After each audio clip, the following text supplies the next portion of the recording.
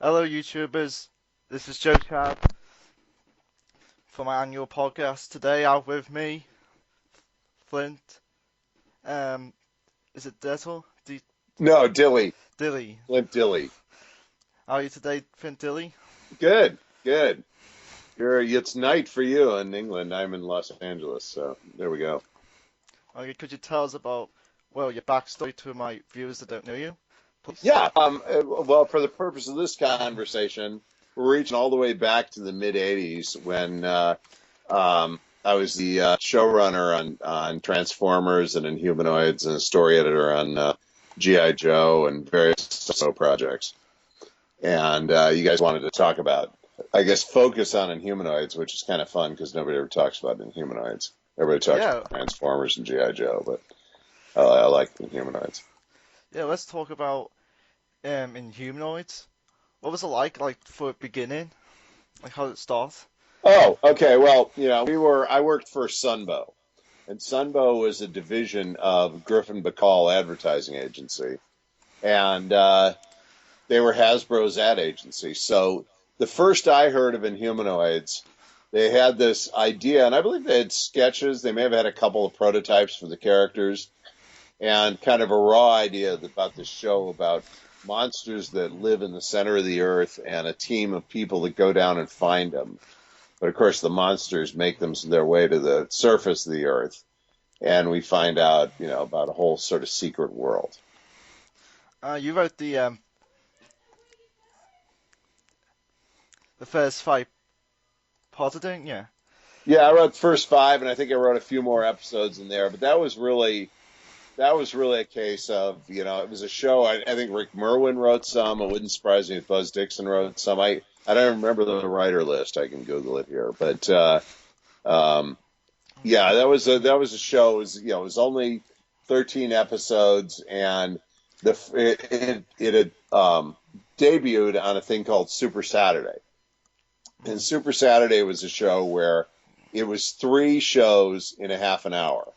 So you'd have 7 minutes of Inhumanoids, 7 minutes of robotics, and 7 minutes of I'm trying to remember what else was on that. I think Muscle Machines was on it, and there may have been a couple more. I just can't remember. But it was, and so every week you'd watch part of an episode of three different shows. And so when you see Inhumanoids now, it's available in some places on DVD, and I still have the video cassettes. But when you see it now, you have to realize that the first, three-parter, or the first, the first thing that's assembled, it's kind of like a movie, was really an assemblage of a whole bunch of 7-minute episodes, which is why it seems kind of jarring and disjointed. But that was part of the fun of the show.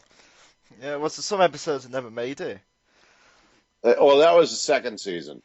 We'd written, we'd planned for a second season, and yeah, the toy line was just canceled kind of before the show aired, or yeah, around the time the show aired, and yeah, the world was just changing. The toy show era was coming to an end at that point, so there never was a second season of Inhumanoids. But somewhere I have scripts for them. I just don't know where they are. Yeah, people said that the toy line was ugly. Yeah, it was a really kind of clever and inventive toy line, but it was sort of flawed. Their idea was that the monsters were both, an action figure kind of and a play set.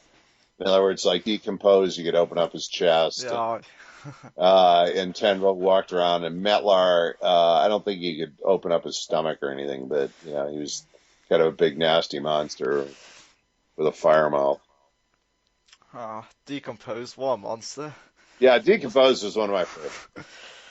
Because you could take one of the Earth Core guys and put him in the chest of the monster. Decompose is always eating people and decomposing people and so on. Yeah, make it into zombies. Yeah, yeah, That was a basically clever made him concept. into zombies. That was a cool concept. The Yeah, moment where Sandra gets turned to monsters has gone down as one of the scary moments. Decompose. Oh yeah, Cliff Ladder. Yeah, Chris Latta is decomposed. Yeah, Sandra turning into a zombie, into or what a skeleton creature or whatever we call them, was one of the biggest moments in the show. Oh, yeah, it was. everyone still. That's the only moment that everyone remember. Yep. Yeah, no, that was like nobody that saw that show. It's funny because not a lot of people saw the show. Oddly enough, Super Sunday did pretty well, but it just wasn't GI Joe or Transformers, and so That's it's a kind tough of an thing. obscure show. But nobody who saw the show forgets Decompose, turning Sandra into this zombie creature. Yeah, he's a cool monster. Cool Yeah. design, the little skeleton head with the rib cage and the little like melting type of body. That's awesome concept. Yes. That's why everyone wants a film version of it. Yes. No, I mean, I think there's something funky about the rights, and I'm not sure it's the name or the characters or Probably what the the thing name. is, but I've heard about attempts to revitalize Inhumanoids. Nobody's ever asked me to do it, but I've heard about attempts to do it, and I just don't know what's come of them. Mm. Did you ever interact with the production side? Sorry, what? The production side, like voice actors and that. Did you Oh interact with yeah, them? I was a co-producer on the show. Oh And yeah. so I went to all the voice sessions and reviewed all the storyboards and went to the editing sessions and all that. Um, Ah.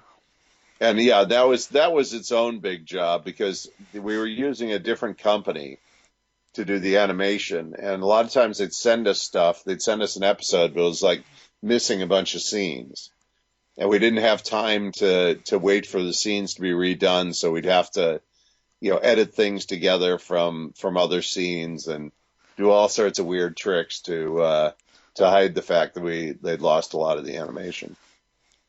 Yeah, it was. The animation was kind of different to GI Joe and Transformers. It was more like dark and had like shadows to it. Oh yeah, no, the look they got for the beginning of that, I think that was Larry Houston, the storyboard artist. But the and I'm trying to remember who the producer on it was from Marvel, but they really got it. I mean, early on there really was a really great dark, shadowy, Lovecraftian look to it. There Mm. wasn't like anything else on the on the air. Yeah. Can we talk about your video game writing now? Yeah, sure. Because I've seen that you wrote like a lot of games after the Yes. show's left, like Batman Rise of Tinsu, um, Constantine one. Oh, uh, and it says I'm looking at your IMDb page Right. that you directed a short game called Dragon Strike. Oh yeah, you can find it on YouTube. Yeah. Dragon Strike was really interesting because it was a tutorial game to teach people how to play role playing games. And this was what TSR was saying, wanted to go more mass market. And, Dungeons and Dragons is hard to learn. So they were trying to show people how role playing games work. And so there was a board game, but it was to get you, it was like the bridge over to role playing games. And so we made a video, and we didn't have a lot of money. Yeah. So what we decided to do was shoot the whole thing on green Oh, I can screen. tell. And yeah, but remember, this is 1996. You'd never heard of a Pentium at that point, much less any of the technology we have Yeah. now. And so it was a very tricky process. So we shot it on green screen, and then we stripped out all the color and had these guys that did colorizing for movies put the color back in, and we wanted a really comic booky kind of Uh, color. We ran it on. We were trying to get to something that looked like it was right in between live action and I animation. think it looks good. Yeah, no, I mean it looks kind of cool. Our cast was the cast of the Conan show at Universal Uh, Studios. They had a Conan show that live show that you'd go to, and uh, so those were the only people around who would had choreographed and worked together with swords, and we could have whacking on each other all day long and not worry about anybody getting hurt. uh, right, yeah. Who was the narrator at the beginning? That was John Boyle. Oh, And John Boyle was one of the guys in the show. He played the wizard in the Conan show at Universal. It was a stage show. And matter of fact, pretty much everybody in it was in that was in the Conan show. good. I believe you wrote the Transformers movie game. Yeah, for the first Bayformer movie. Hold on. Yeah, sorry. I was just called up the Conan show. Yeah, for the first Bayformers game movie, I wrote the game script for it. Now, not much of what I wrote actually made it into the game because they just had a lot of technical problems with the Oh, game, and so they, what came out was not the whole quite the size of what we were trying to all do. right. And you also Okay. wrote the Ghostbusters game for Yeah, right, right. Yeah, we wrote that in the 2000s. 2009. Um, no, that was really cool because it was the closest thing you could do at the time to writing another Ghostbuster Oh yeah, movie, and people really liked I that do. game. And the story was really good, and Dan Aykroyd and Harold Ramis were kind of involved in it. If you look at the premise for the new movie, we were thinking the New right movie. way. We did the game. The game was a lot of fun, and Terminal Reality is a good developer. New movie? You mean the female one? Yeah, yeah. Look at the premise for the movie. Is the premise out now for that one? Yeah, you can find it on the internet. You can find discussions about it on the internet. I don't know how accurate they are, Oh, I've read lots of discussions but yeah, about it. Very bad ones. yes, And let's talk about stuff yeah. that well, what could have been. Because I find it the most interesting. Like your the secret of Cybertron. Oh yeah, no, Secret Cybertron is really interesting. What happened was we had a first draft of the script. I think it was written by Ron Friedman, and I don't know what Ron Friedman did or Joe McCall did, or I don't know exactly where what the origin of it was. But we had a rough draft of the script, and it was like this warehouse of incredible ideas and visuals and stuff like that. But it wasn't really a coherent script. And so Jay Bacall was a creative director for Sunbow. He's a brilliant guy, really brilliant. He was Joe Bacall's son. And Jay and I kind of holed up for a week and wrote a draft of the Transformer movie called The Secret of Cybertron. And I do not have a copy of the script. Nobody I know has one. There were only probably like 10 ever made because we sent it to Joe and Tom, and then Jay and I had one. But that was before you had PDFs or digital files or anything like that. And it was written on a computer that doesn't exist anymore. Um, but anyway, so yeah, the secret of so we wrote Secret of Cybertron, and we just thought it was like the greatest thing ever done by anybody. And Joe and Tom liked a lot of it, but they weren't as enthusiastic about it. But the whole thing was, our whole thing was the Autobot Matrix was really the key to turning Cybertron into a giant Primus. robot. Yeah, exactly. And that basically, and this was later sort of merged in. Basically Unicron was his brother, and so the end of the movie is this giant Is robot that in the battle. Marvel Yeah. comics? Well, that was later on, and I have no reason to believe those guys ever saw Secret of Cybertron. I think they just, people were thinking kind of the Yeah. same way because, I never got that idea out of my head for the rest of the time I was working on Cybertron. I mean, on Transformers, and sort of there are hints of that in the movie, and there are hints of it in the third season, and I think. Probably Simon Furman had come to the same conclusion I had about the nature of Cybertron. I don't think, but I don't. There was no real cross pollination there that I know of. There might have been, but I don't know about it if there was. Yeah, you on the Transformers wiki, you called it such a Frankenstein of different drafts and ideas and people. Oh yeah, no, but I mean, yeah, yeah. What's interesting about it was, I mean, the movie we all know of as Hmm. Transformers the movie. Okay, was yeah. I mean, like every movie made. I mean, it probably went through 30 Oh, that's what. drafts, and probably five of them were significantly different. I mean, there was the first draft before I was on the project, though I was producer on the show, so I was a little bit involved with it.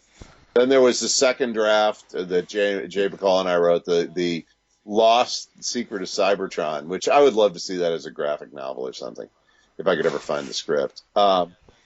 and then there was then there were 20 drafts after that. I mean, I went back to New York for 6 weeks and lived in a hotel across from Sunbow, and was doing pretty much a draft every day. Then and it wasn't like the whole script was rewritten every day, obviously, but it was we'd take scenes in and add them out. Nelson Shin had input. Joe and Tom had a lot of input. I mean, there wasn't I mean, there were a lot of writers on that script. Even the actors had, when they'd say lines, we'd rewrite them because we'd think of something better, So, it was an evolving Yeah, I find that process. sort of interesting. Yeah. Oh no, it's really interesting. I mean, it's because we had a lot of different things. I mean, the business reason for making the movie was to introduce I believe it was the '86 product line. That was the business reason for doing it, and so we had to get rid of a lot of the '85 Which product people had line. problems with. Obviously, some people, yeah, exactly. We had probably that came back to haunt us later on, but we didn't know. I Yeah, mean, the whole thing you got to think is that we were constantly, the whole way from our point of view, the whole way the process worked is they would send us. Yeah, they'd send us faxes and they say, okay, we've discontinued, 3 characters, and we want you to emphasize these 3 other characters. And so we just changed the scripts, and all of a sudden, Blowtorch would be gone, and Ashtray would, be in the script, and Dipstick was out, and Crankshaft was in, and it's like, okay, I could. and we rewrite them, and we, do auditions. But it didn't occur to us that there was just already a core group of characters that would forever be the Transformers. That's just how humans work. I understand We that. thought of I mean, we thought of them as a sports team, and it's like, guys go in and out. The team remains the same, but 10 years later, none of the same people are actually on the team, and we were wrong about that. Well, it was definitely is it's the time thing, really. Yeah. I can understand that you didn't know. It's just the first time Well, Transformers has no. been done. Well, yeah, nobody knew that at the time. I mean, we were just making it up, Exactly. I mean, and that was a whole new medium. I mean, it wasn't like a comic book where you had to focus on an individual Oh, character, and it wasn't like Star Wars where you were telling one story about a family of characters. So Star Wars kind of did the same thing. I mean, the prequels and the later Star Wars had some overlapping characters, but they're basically all new casts. oh, Optimus Prime had the worst death in the Marvel comics and the movie. Have you heard it? Did Yeah. you hear about it? Well, it's funny with the. I mean, we did some. We had some relationship with the comic book guys, on Transformers and GI Joe, but not that much. In Visionaries, there was a lot of friction back and forth because, unbeknownst to us, Marvel done their own whole development of it, and we didn't know that, and so we were doing our development, and they were doing theirs, and um,